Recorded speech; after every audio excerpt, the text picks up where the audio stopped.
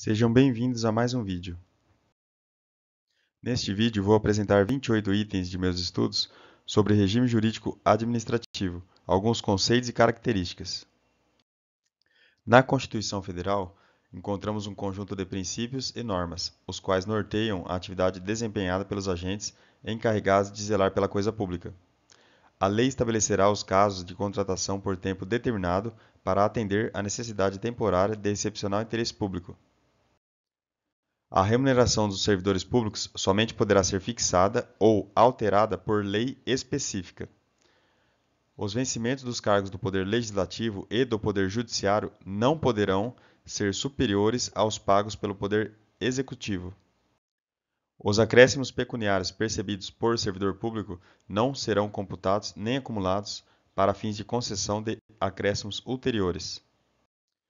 Somente por lei específica poderá ser criada autarquia e autorizada a instituição de empresa pública, de sociedade de economia mista e de fundação, cabendo à lei complementar, neste último caso, definir as áreas de sua atuação. O regime jurídico administrativo é conceito que envolve a disciplina jurídica peculiar ao direito administrativo, que se caracteriza por objetivar equilíbrio entre a satisfação dos interesses coletivos e a proteção das liberdades individuais. Daí surge a bipolaridade, autoridade da administração de um lado e liberdade do indivíduo do outro. Do direito administrativo. Pode ser definido como o ramo do direito público, que trata de princípios e regras que disciplinam a função administrativa e que abrange entes, órgãos, agentes e atividades desempenhadas pela administração pública na consecução do interesse público. Da função administrativa. Consiste no dever do Estado ou quem haja em seu nome dar cumprimento, no caso concreto, aos comandos normativos de maneira geral ou individual, para a realização dos fins públicos sobre regime jurídico prevalente de direito público e mediante atos ou comportamentos passíveis de controle. Da administração pública. É a atividade desenvolvida pelo Estado ou seus delegados sob o regime de direito público, destinada a atender de modo direto e imediato necessidades concretas da coletividade. É todo o aparelhamento do Estado para a prestação dos serviços públicos, para a gestão dos bens públicos e dos interesses da comunidade. Da administração pública. Pode ser vista sob duas análises. Primeira análise, administração pública em sentido amplo ou sentido estrito. Segunda análise, administração pública em sentido subjetivo, formal ou orgânico, ou sentido objetivo, material ou funcional. Na sequência, veremos 11 características da administração pública. Praticar atos tão somente de execução, estes atos são denominados atos administrativos. Quem pratica estes atos são os órgãos e seus agentes, que são sempre públicos. Exercer atividade politicamente neutra, sua atividade é vinculada à lei e não à política. A atividade política cabe ao governo e não à administração pública. Ter conduta hierarquizada, dever de obediência, escalona os poderes administrativos do mais alto escalão até a mais humilde das funções.